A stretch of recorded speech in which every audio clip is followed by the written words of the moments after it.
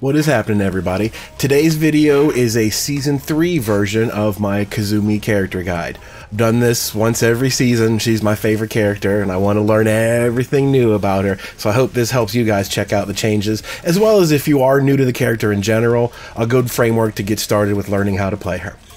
So, in this kind of format, I've trying to make things a little bit shorter. I don't want this to be 2 hours long like some of them were, so I just want to go over basic play style and the tool set that you use to do that. Just character basics, nothing crazy. All the combo options will be in a completely separate video.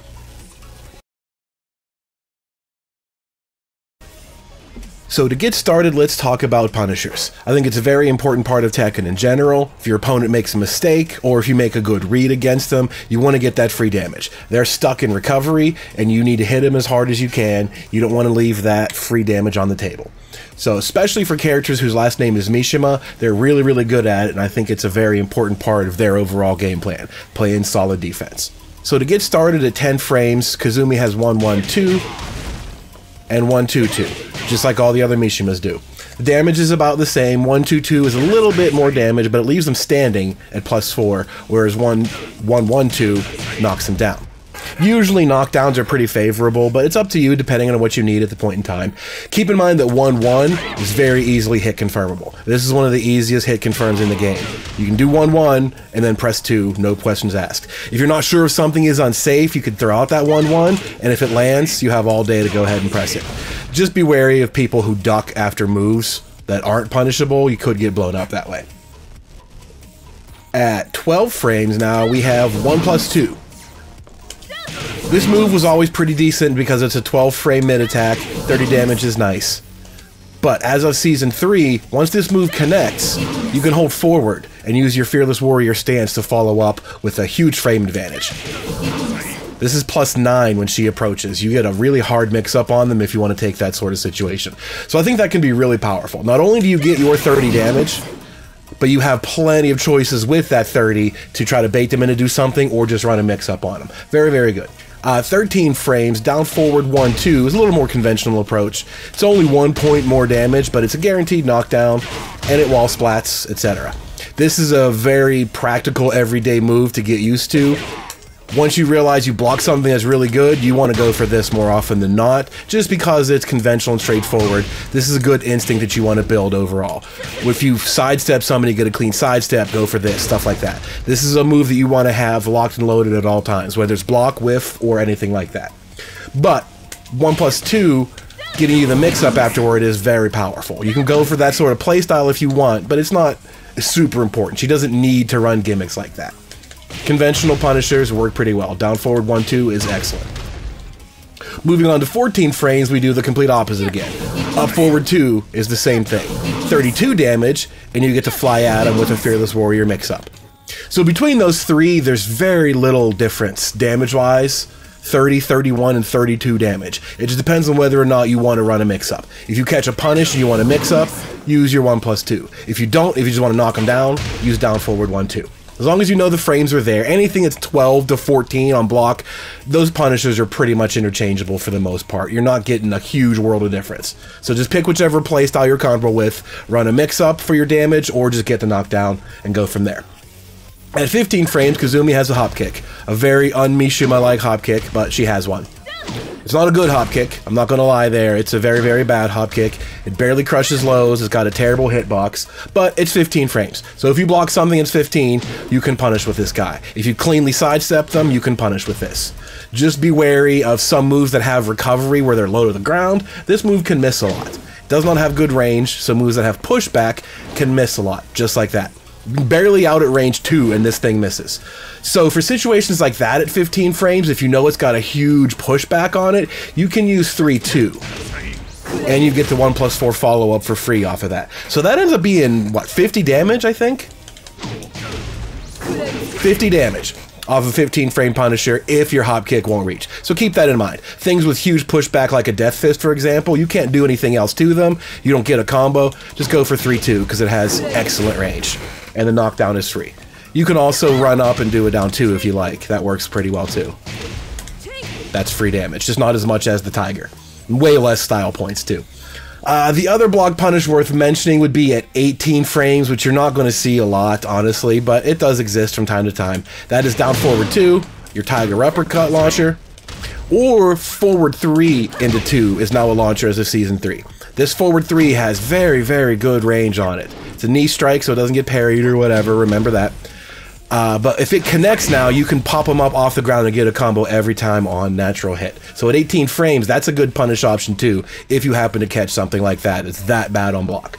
As far as crouch punishing goes, Kazumi has a while standing 4-4. 29 damage is pretty decent, and like other Mishimas, this is technically launch punishable because that second hit is a high. They're going to duck it and launch you for it if this does not connect successfully.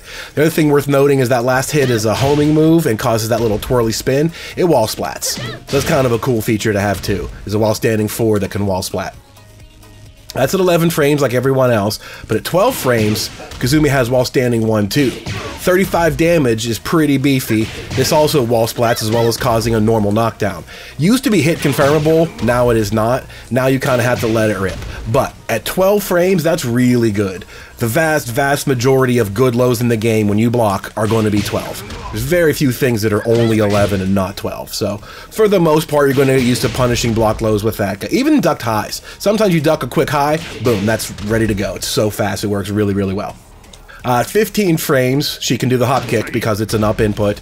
So that works for, you know, blocking hell sweeps or staggers like that. You can usually get away with that. But again, be warned about hitboxes. Because you're blocking low in this situation, something that hits low to the ground, this will miss very frequently. The hitbox on it is not good. So you do have an alternative in that situation. While standing 3 is also 15 frames. And you can see this also causes the Tiger attack, which you can follow up into a Fearless Warrior mix-up. So, if you're not quite sure that your hop kick is going to reach at a good -15, you can use while standing 3, get 35 damage, and pressure him with a mix-up. Your last alternative is while standing 2. This has all the hitbox you could need. It reaches from a mile away, but it's 18 frames on startup. So, a lot of lows that you block aren't going to be this bad on block, but if they are, you have this as an option. I always talk about an example of Anna's down back 3 mudslide attack. I think that is -17, so this is useless because it's 18. It won't hit in time, but her hop kick won't work either because Anna's so low to the ground the hitbox whiffs. So you think about, like, you finally got to block that annoying low, and there's nothing you can do. There's no option you have. While standing 3 is probably your best bet. Take some damage and go for a mix-up. So you really got to be more comfortable with how these moves work. You can't just necessarily launch every launch punishable low with a hop kick. I wish it were that simple. It just happens to be a bad hop kick. So get familiar with your other options. Get used to while standing 3 in backup situations, or while standing 2 on really heavy staggered blocks.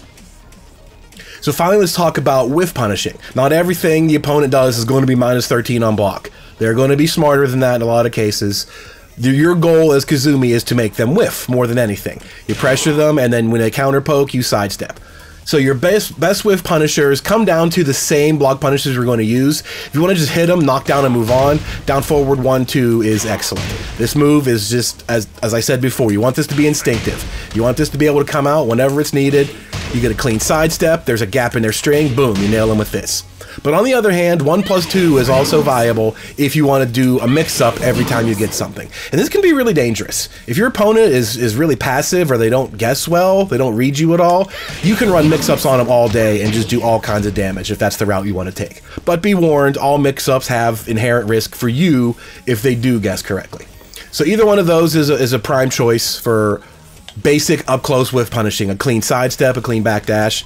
Down forward 1-2 works really well, so does 1+2 with the mix-up. Otherwise, the hop kick is kind of what you want, but it's not always as automatic as sidestep hop kick with a character whose last name is Mishima. I tend to think of her like I'm playing a different version of Heihachi, and hop kick doesn't always come to mind. This comes to mind. So that's not the end of the world if you get a clean sidestep and punish with this instead of a launcher. You're allowed to not go for max damage all the time. But keep in mind, the hop kick is what you want. That's your best close whiff punisher, and it gets you a full combo.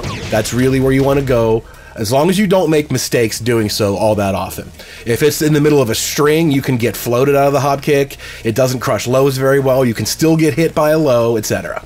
So again, that comes with familiarity. You need to learn exactly what the hop kick is good at and what it's not. And if you find yourself getting stuffed out of the hop kick, you might want to just switch to down forward 1-2 and take the money and run.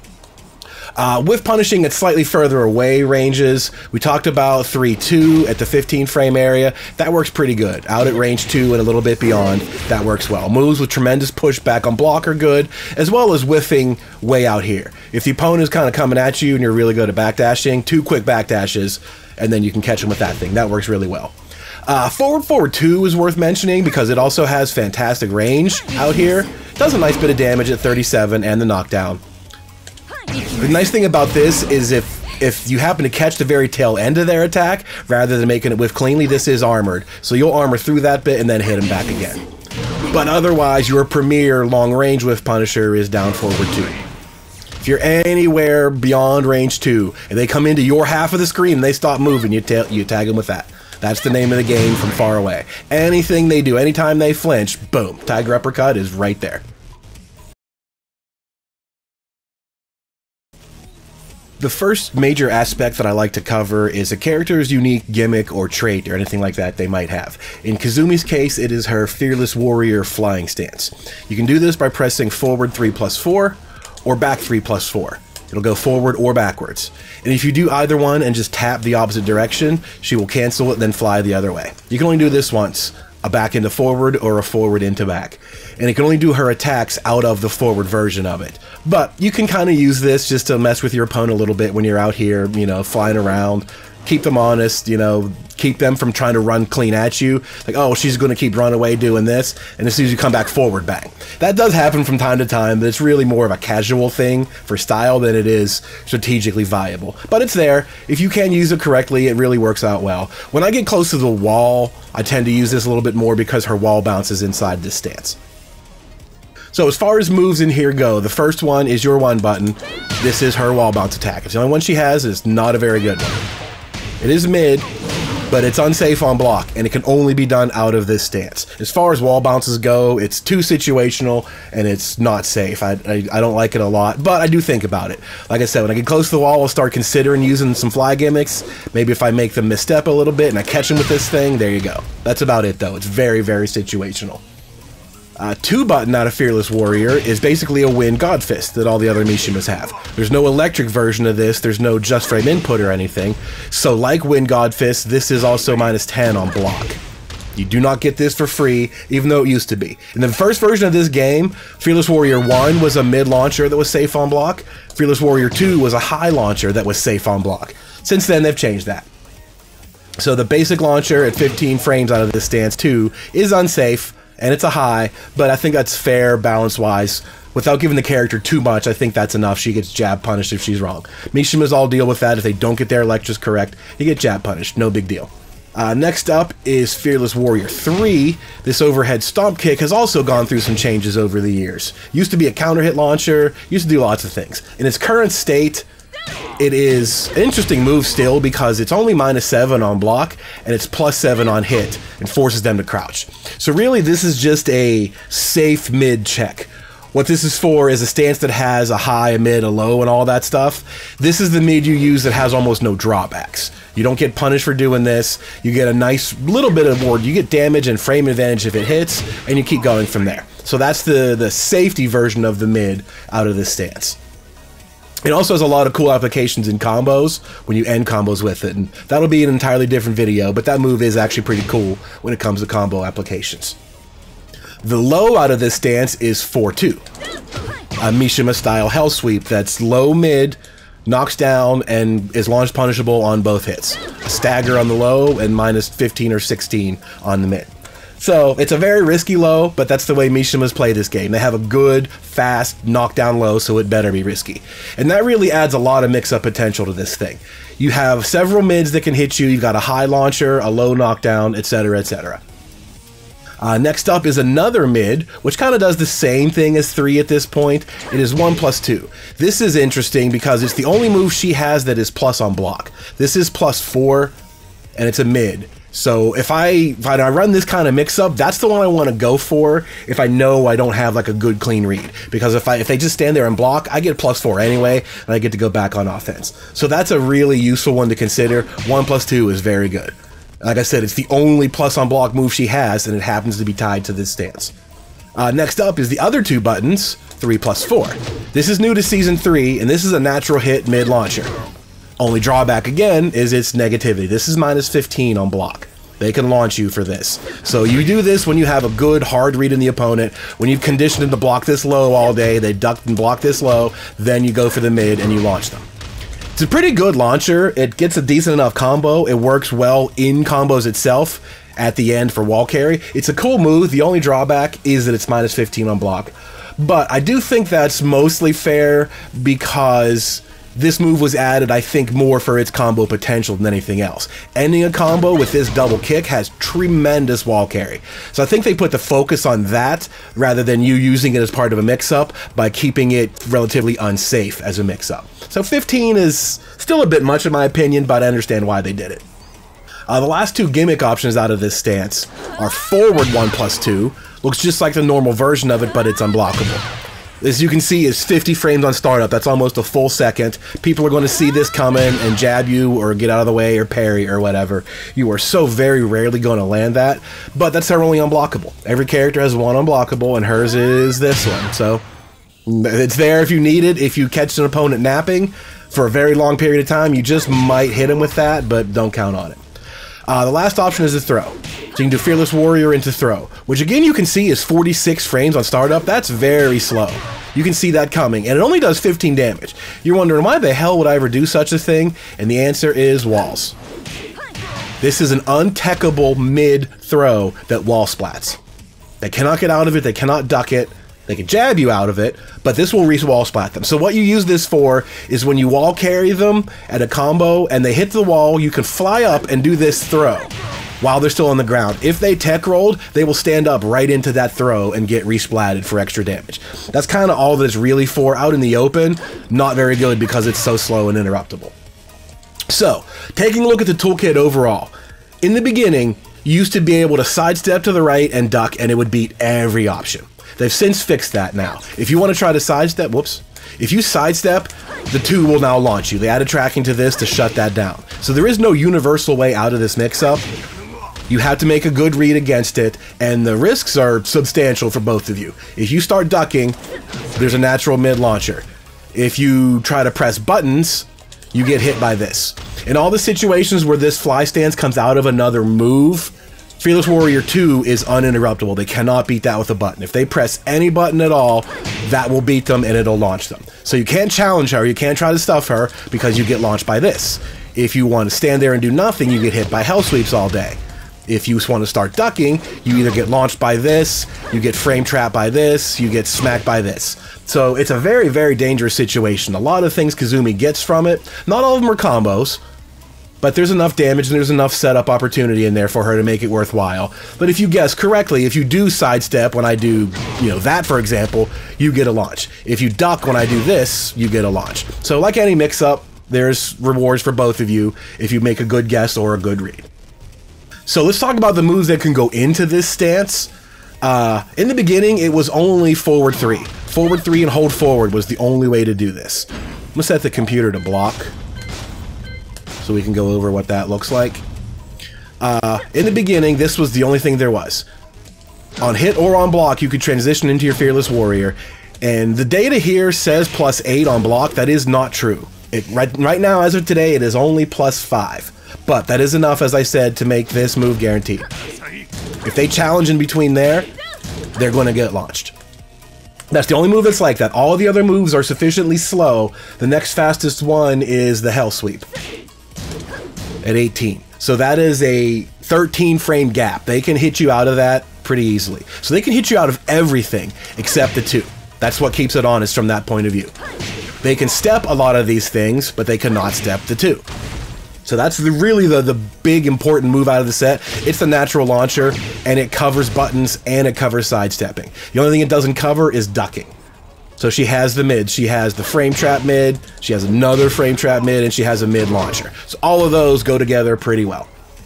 The other three options that got added in Season 3 only work on hit. And we talked about these in the punishment section for the most part. 1+2, when it hits, triggers the Tiger animation, and you just hold forward, and you can go into Fearless Warrior, and this time you are a +9. That's a much bigger advantage. So that means the Hell Sweep can no longer be buttoned out, and if you go for either the Wall Bounce 1 or the Can-Can's launcher, it'll trade with a jab, and they will still get launched out of the deal. Well, maybe you both get launched. She's airborne for this. I don't know exactly what happens. But +9 is even more frame advantage. So the same rule applies. They can never challenge this. They can try to challenge other stuff at their own risk. So 1+2 into forward, up forward 2 into forward, and while standing 3, hold forward. All transition into this stance on hit, not on block, but on hit you get +9. If these get blocked, nothing happens. There's no Tiger, there's no follow-up. And those moves are all pretty unsafe. -14 for that is kind of dangerous. So you're only going to use this in a punish situation, your 12-frame Punisher, then you get the follow-up. Run your mix-up from there. You don't want to throw these out. Forward 3, however, you can kind of throw out, because if it lands, you can see on the counter that this is +16 on hit when you fly. Since we know that the 2 is 15, this is guaranteed. You can get a combo off of that every single time. If you do forward 3 and you see their feet lift off the ground, you just press 2 and you get a whole combo on natural hit. If they don't, then you can just run the mix up from there. You could still do 2 if you think they're going to press buttons. You can go for the frame traps, you can go for whatever it might be. So forward 3 on block still gets you the hard mix-up that they have to make a good read against. All the other ones only work on hit, and the mix-up situation is the same. So this is really just kind of the icing on a cake for this character. She's not built around mix-ups. She's not there to take the huge risk and go all or nothing.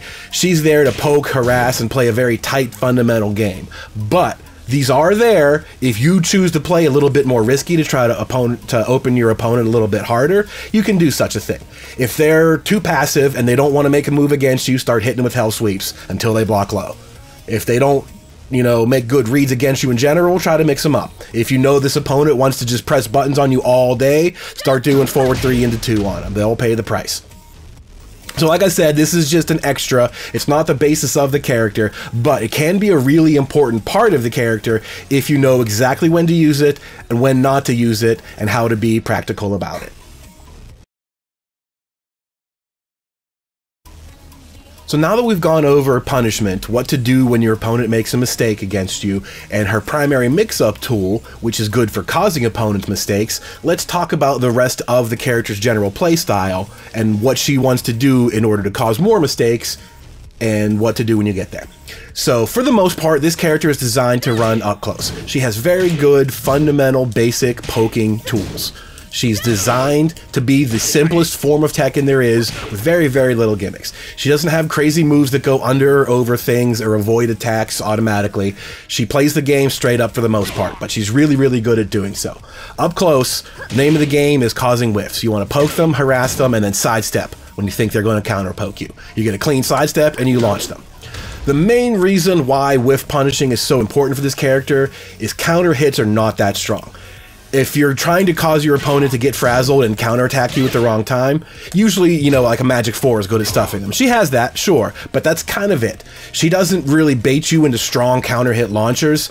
She's more designed to make you whiff entirely with a good sidestep and a good backdash and whiff punish you for it. That's the only real difference, is she has weak counter hits for the most part, but whiff punishing is very strong. So that's what you go for, right? You want to make them whiff cleanly.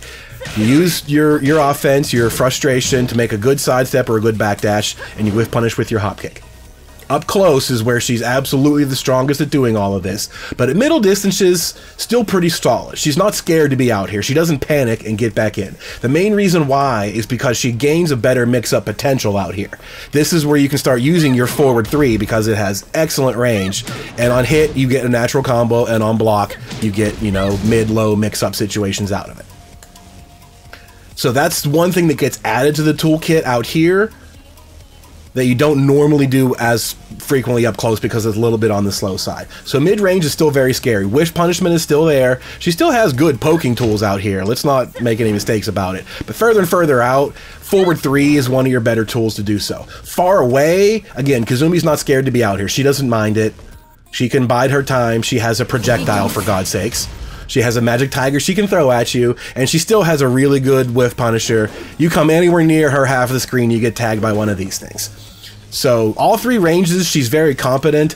She doesn't panic when she's far enough out, but honestly, she wants to be in closer. Just don't rush to do so. If you find yourself way out here, don't come running at them and attack them. That's too easy to get telegraphed. So when you're up close, the best moves that you have to poke, harass, and annoy your opponent, start with her jabs. A single jab that's plus on block like everyone else in the game, +1. But 1/1 is easily hit confirmable into the 2, like other Mishimas. So this is a really good tool in and of itself. Single jab versus double jab. Messes with your opponent's rhythm. When are they going to come after? Once in a blue moon, I will just throw out the 2, just because, and see if people get hit by it. It's so very rare because it's so risky, but every so often I might give that a shot if I'm feeling lucky that day. 1 and 1/1 are really good basic high poking tools. Next up is 2/1. This is a high mid string that's safe on block. Only -5, which is still very good. But you notice whenever this hits, this pops to the left a little bit. The camera sort of spins around.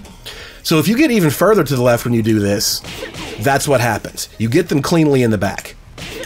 And you get a free follow-up when that happens. Your frame advantage on hit is good enough, +7, given how many frames it takes to turn around, which I think is like 6. You can get a free down forward 1-2 in the back, like that. They can't do anything about that, they're going to get hit.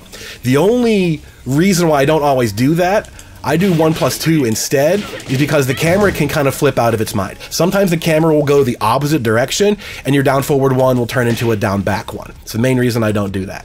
So when I do this move in general, I just do 2-1, and I hold that 1 button. So if I see it hit, all I have to do is mash out 2, and there you go. That comes out free. Really nice damage. That's a really good attack to have if you ever catch that. What, 50 damage? And that icing on the cake, as we mentioned, is a Fearless Warrior mix-up. You can fly right on top of them with a hard mix-up in their face after having dealt 50 damage. So that's a super good tool.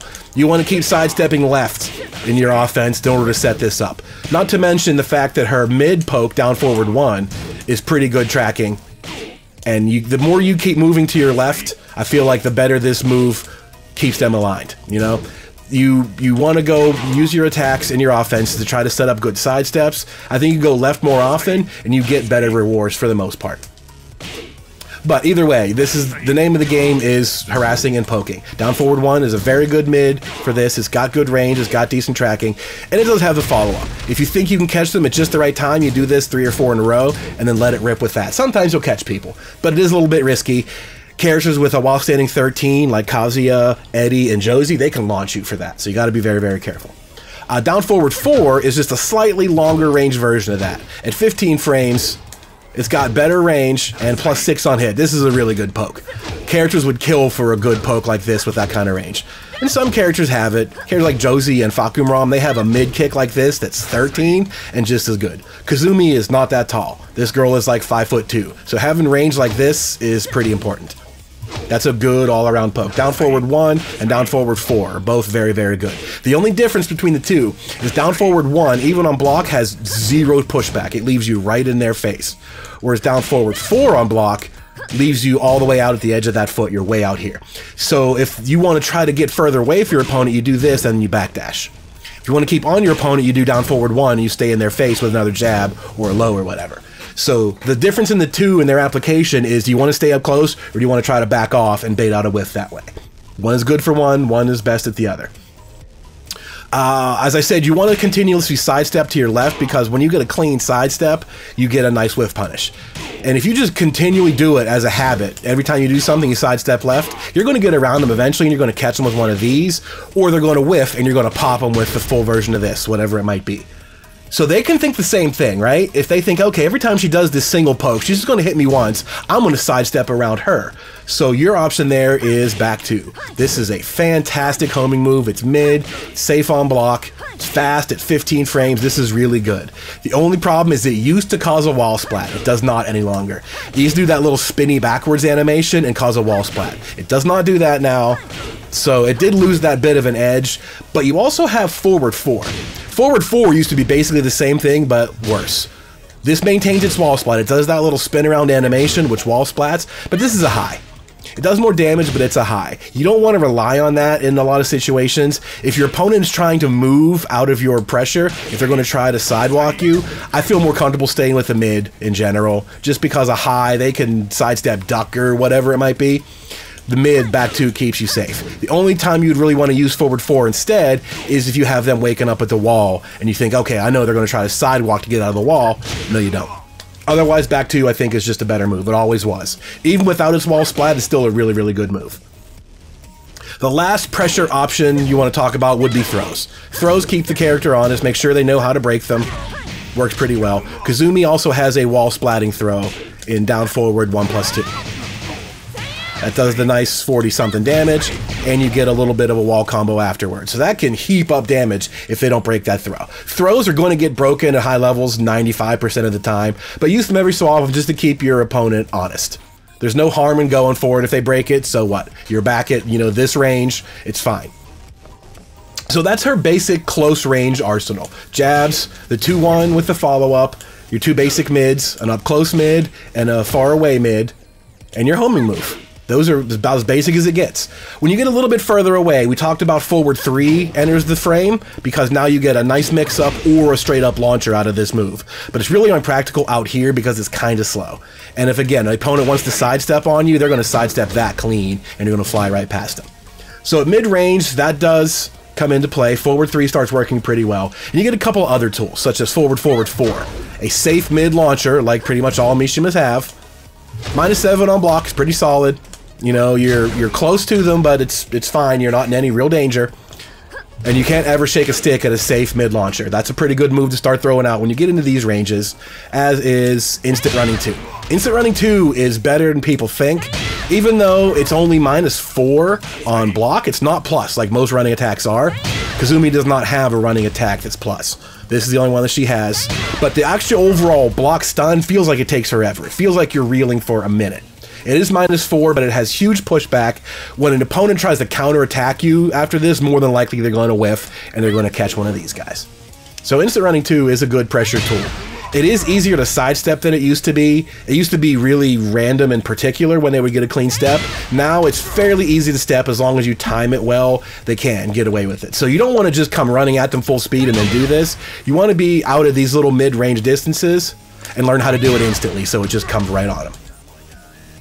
The next other option you want to have, if you want to go a little dangerous mix-up wise, is the 3 strings. 3-1, which is a mid-ender and doesn't knock down.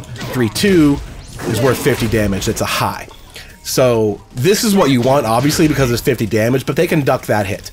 If you have an opponent that ducks that hit right away, you can continue by going for the mid and try to run mix-ups. It's a little riskier. I mean, honestly, you don't need to go for this kind of risk, but I think it's enough to keep your opponent from guessing clean. Once they start getting tired of getting hit by that, they're going to think twice about coming in range of that toe. They're going to want to kind of, you know, think twice about their strategy after they've gotten hit by this the millionth time. So those do enter the fray. Like I said, mix-ups are a little bit more viable at mid-range because of 3-1 versus 3-2, or the forward 3 into flying mix-ups. So close range punishing or pressure, really good. Jabs, 2-1, good mids, close mid and a far mid, and a good homing move. You have mid-range tools that are also very good, a mid-launcher, another good mid-pressure tool, and you've got some good mix-ups that enter the fray that all come out of a mid. Very, very good. So what you need to keep pressure complete is lows. If all of these things are just mids and highs, you're just going to stand there and weather the storm all day. What it really takes to frustrate the opponent is low attacks.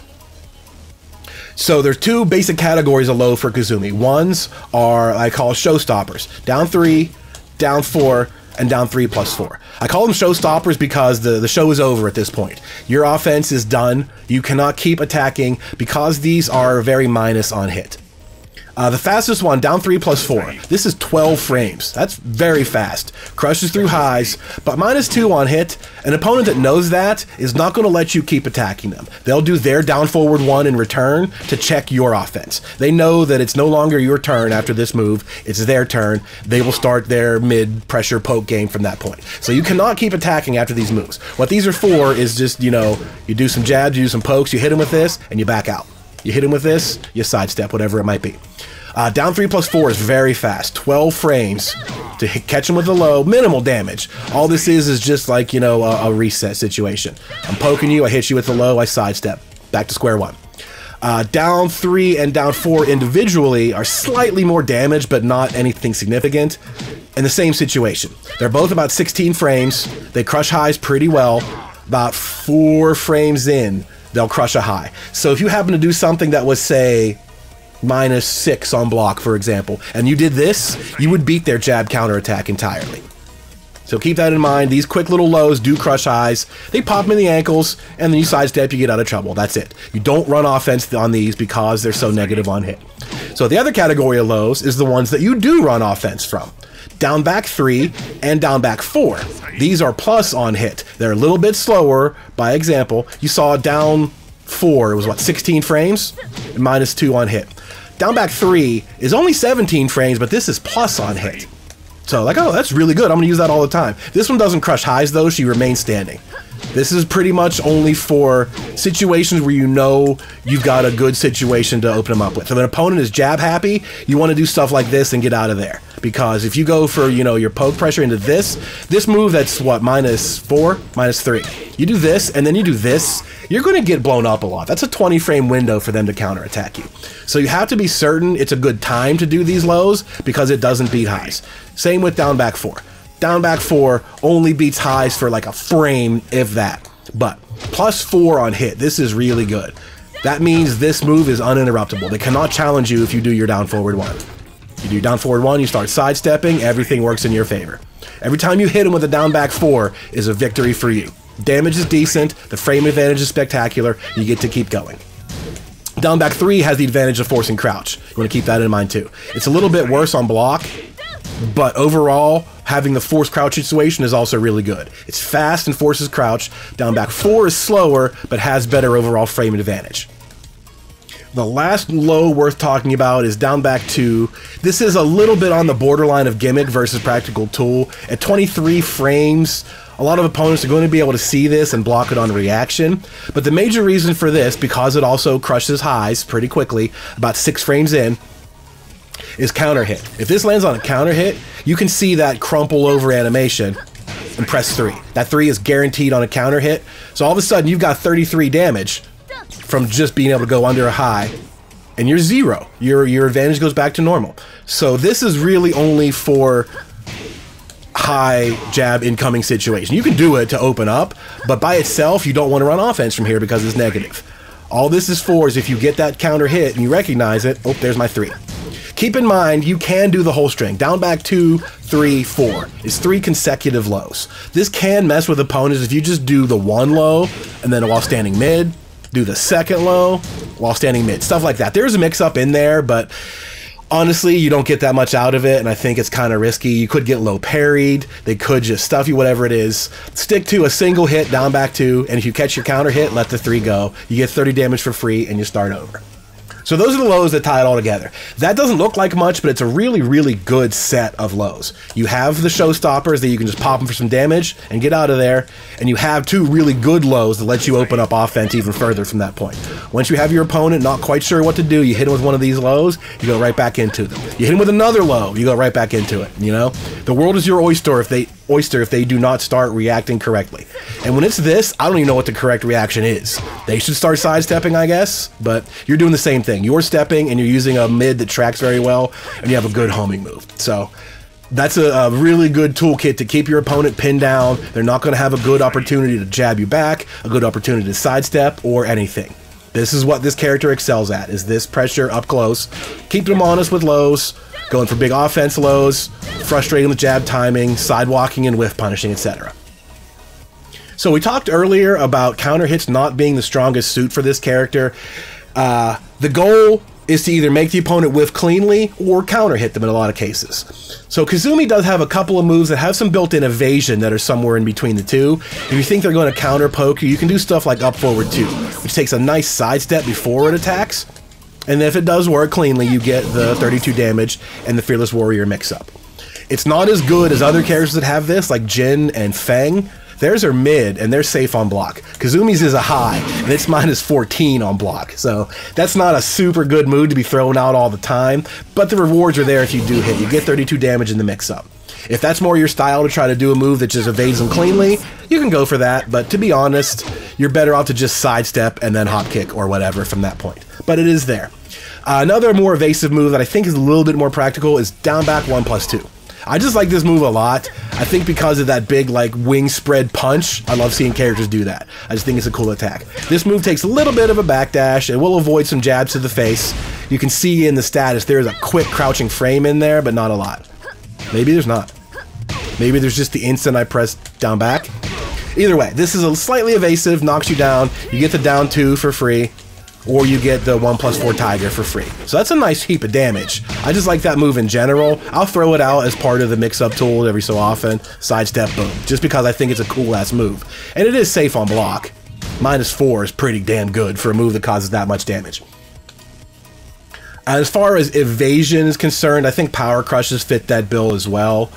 You do a forward 2 and you armor through their counterattack and hit them. I think that same mission is accomplished, right? You come out the victor in that situation. Forward 2 is a good one because it's safe on block. It's a high.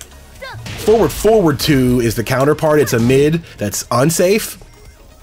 So either one that does the trick, right? If you armor the hit and hit them, you're good. But if you happen to miss, sometimes they can go under the forward 2 or they can punish the forward 2. It just depends. But again, that's not the best way to think about it in my opinion. If you're waiting for the opponent to counterattack just so you can power crush them, I think you're doing it wrong. These are more of a defensive sort of option, but I did want to mention them as evasive moves. These are some things that you can use to get past your opponent's pokes if you feel it necessary. I don't think that's the best course of action. Counter hits are better. She just doesn't have super good ones. The only 2 major launchers she has, the only 2 launchers, period, are a Magic 4. She has an 11 frame Magic 4, which is really good. I'm not going to lie there. That's a good Magic 4 to have. It gets you a full combo. The only problem is it's a high like other Magic 4s. There's nothing else to back that up. It only works at close range. The only other counter hit launcher she has is really meant to be used from downtown. That is back 4. See, it's got pretty decent range for a character that's this stumpy overall. And the other problem with this is that it's also pretty bad on block. This is -13. But if you get them from just out at the tip, there's enough pushback that a lot of characters really can't touch you at 13. You're not going to eat too much damage. So once you get comfortable with that, if you're at these far ranges we talked about, where you can just kind of bide your time, you don't have to panic, you get an opponent that starts to panic. You know, they're tired of dodging Magic Tigers or whatever, seeing you flying around all day, they start running at you. That's how you stop them short. Because that has some deceptive range. They might just run face first into that and get counter hit. But that's it. That's all there is as far as counter hits go. And honestly, Magic 4, like Power Crushes, I think is better off defensively, right? If an opponent is pressuring you, try to stuff them with one of your own. The other difference is, you know, you can use this offensively because they're going to get frustrated and poke. You can't just throw that out. You know, okay, let me do this, then boom, counter hit. That does work from time to time. So her Magic 4 is good, can be used offensively and defensively. Her other counter hit, back 4, is pretty much only defensively because it's slow and it's lanky and it's unsafe. You want to use that to catch flying opponents coming at you. The other counter hit worth mentioning is down 1-2. Heihachi used to have this, they took it away, and then they gave him back in a slightly different form. Makes sense because they had the same teacher. This down 1 into this Iron Fist. This is an interesting move. You can see it's -13. It is not a natural combo. But here's the kicker. On counter hit, this is a combo. And it does 63 damage. Let me show you that again. Counter hit, down 1-2, does 63 damage. That is a staggering amount of damage. At -13 is your drawback. Who's going to hit you back that hard at -13, you know? -13 is a shoulder territory, sure, but not worth 63. Needless to say, you don't want to throw this out all the time. You will get punished more often. This is for counter hits. And what the advantage here is there's a slight little delay window in here that you can throw out down 1s. It's a fast mid, and it's safe by itself, -9. You can throw this out in the middle of your poking and your pressure, and if you saw during this windup here, the opponent did something, let the 2 go. I wouldn't call this confirming the counter hit, but it's more like sniffing out the counter hit, right? I did this move and like, oh shit, I saw them, they did something, you let it go. you watch for just a quick flinch of your opponent. If you see that flinch, you can press the 2 because you probably got the counter hit by the time it's there. So that's absolutely worth mentioning, the staggering amount of damage you get when you land this as a counter hit. And I think this fits more in the offensive category. You know, you're poking, you're harassing, you're pressuring, you might catch that counter hit. So the last couple of moves that are worth mentioning don't really fit in anywhere else. One of them is her third Power Crush option, which is back 1+2. She doesn't do anything, this is mainly just a parry. What this does is it activates armor faster. This gains Power Crush at about 6 frames rather than the conventional 8. And if Kazumi absorbs a hit during this, she retaliates with the Magic Tiger. Any hit that gets absorbed immediately gets retaliated by a tiger that always does 30 damage. In the beginning, this was useless because it wouldn't trigger all the time. They would stand back and block the tiger. It was really unconventional. Now it works pretty well. As soon as she armors that one hit, the tiger comes out, 30 damage, and you're good. But if you do this and they just did nothing, they're going to punish you back pretty hard. The other move that's worth mentioning is the Hell Axle kicks. Heihachi has the same set of kicks. His is a screw attack again, like the way it used to be. Hers is also by doing the third kick. This is up forward 3-4, which is a safe mid. But 3-4-3 causes a screw attack, and you get a combo from it. This is very easy to hit confirm, so this falls in the category of hit confirmable mid launchers that are safe on block. You can't ever shake a stick at that. It's really, really good thing to have. The only problem is this one is on the slow side. It's got good range. If you're out here, you can do this, but if they move just slightly to the left or right, you're going to miss entirely. You'll miss and it'll be lights out. But it is there. If you happen to get the right read on the opponent that's coming at you, or they're doing like a big slow low or whatever, you can do this and get a combo pretty easily. 3-4-3 is hit confirmable. Up forward 3-4-1 is basically a combo ender. Both of these extensions now, I believe, are -11 on block. They used to all be launch punishable. If you just did this, it used to be like -16 and they would destroy you for it. -12 and -11. So that's way, way better. You could just do that if you wanted to. Just, you know, try to catch them flinching or something, right? They're expecting you to only do the 2 hits.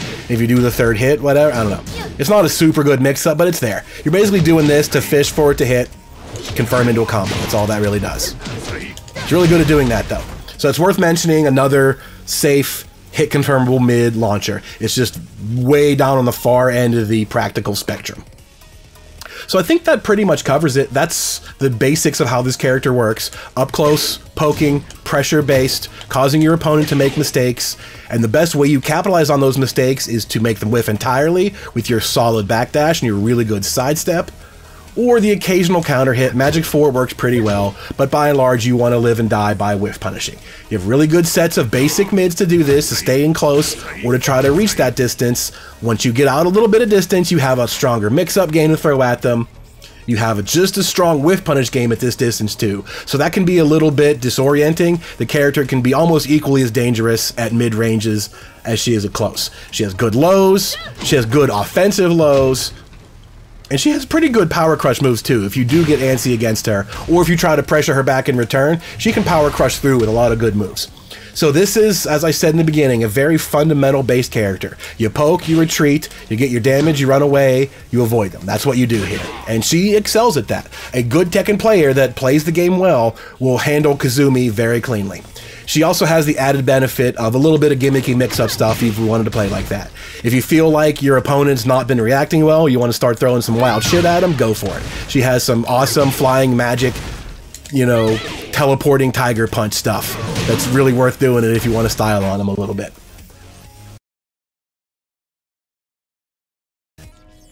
So the last set of things I want to talk about are just to round up the moves with special properties. The things that you would see in your move list with the icons next to them, like that. I just want to go over what they are real quick. Her homing moves, we talked about back 2, how it's just fantastic and it covers everything. Forward 4 is also homing at the cost of being a high. You don't want to use this one in neutral as much. Use this one at the wall now because it wall splats, as back 2 no longer does. In the beginning, back 2 did everything. There was no need for forward 4. Now forward 4 enters the fray because of the wall splat.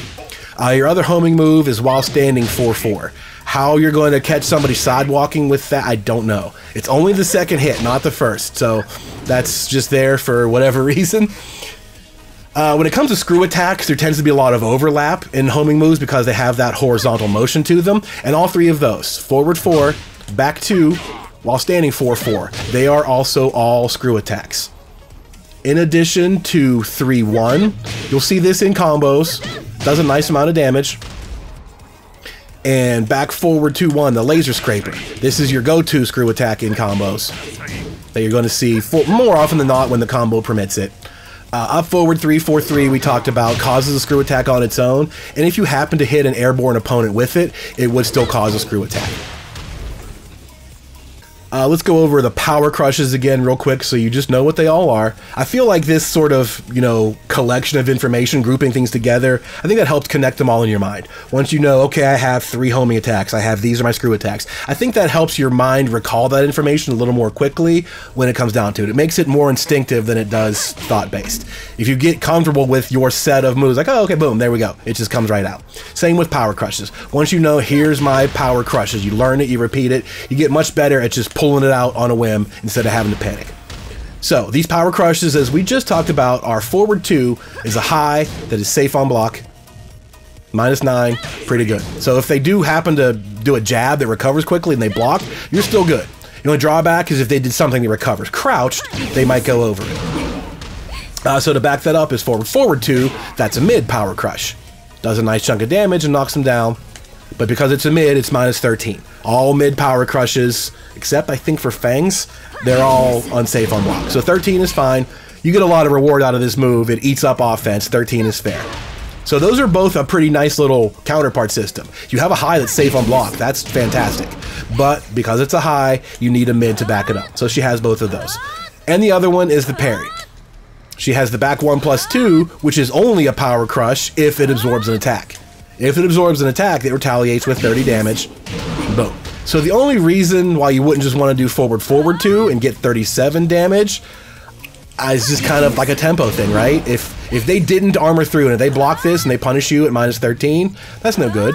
But if they did nothing and they punish you with this, they can just launch you straight up. So I think it's more of a rhythm thing. Depending on how your opponent acts, you could take a couple of different counter actions. You have 3 different ways to power crush them. So I think that's enough to kind of mess with them a little bit. They might not expect you to do the parry, or they might not expect this. That's the only reason why having 3 of them is good, just because of variety. Next up, let's take a look at wall bounces, of which Kazumi only has 1. It is Fearless Warrior 1. Some characters have like 2 or 3 of these. Kazumi just has the 1, and it is not a good one. It's mid, but it's -11 on block, and it's only accessible out of this stance. There's no other way to do it, so you kind of need to either get them guessing during a forward 3 mix-up, or you need to be flying around and cause a whiff and do that. But even if you did that, to have to fly forward and then unleash a 19-frame move, good luck. Next up are the rage mechanics. Kazumi's Rage Drive, I believe, is one of the better ones in the game, mainly because it starts a combo on its first hit, and it can extend a combo at the wall. Not all of them can do that. Some of them are just combo extensions, some of them have very few properties, they're just big hits. Kazumi's is forward 1+2, which is very fast, and I think it shows you a sample combo, which is just that. Up forward 3-4-3, up forward 3-4-1. 80 damage, just like that. You can do a better combo now in Season 3 because you have some better tools for it, but nonetheless, you're going to get 80 damage out in the open by hitting this as a combo. And it's 13 frames instantaneously, I think, so 14 at its fastest. Technically, you could punish a 14 with this and launch them, but it's going to be pretty tricky. It is plus on block like most Rage Drives are. Oh, really? Well, it says -12, but honestly, that Tiger, it kind of changes the situation a little bit. Either way, this is a Rage Drive just like the rest of them. It's just an enhanced version of an existing move, like forward 2. This one causes a combo, and when it's at the wall, there is a resplat here, that as long as their feet are off the ground, you can do that and get that much more damage off of it. So a full combo that leads to the wall, the Rage Drive, the resplat, and then some, it just hurts like crazy. So I think that's a really good Rage Drive. It's fast, it starts a combo, and it tacks on more damage to the end of combos. That's one of the better ones in my opinion. And the last thing to talk about is Kazumi's Rage Art. Down 1+2 to mid like all the rest. I don't think there's anything really remarkable about it other than its remarkable lack of magic tigers. Of all the times you could use a magic teleporting tiger, I feel like your cinematic super attack would be a good place for it. But it's not there. She just kind of punches you back into the ground and dunks that ass for all the damage. So I think that's everything. That's a quick little roundup of the basic properties once you get used to what your power crushes are that come out quickly. Your homing moves, they start coming out quickly once you're comfortable with what they are. So I think that covers the basic character playstyle, the toolkit that accomplishes that, how she works at various ranges, counter hit moves, evasive moves, tracking moves, etc., etc. Everything that's combo related is in a completely different video that will be linked down below. There's tons of stuff to look at in there. So I appreciate you tuning into this. Go check out the combo video below. Follow all the social media stuff for updates on other videos and other material like this. And I will see you next time. Later.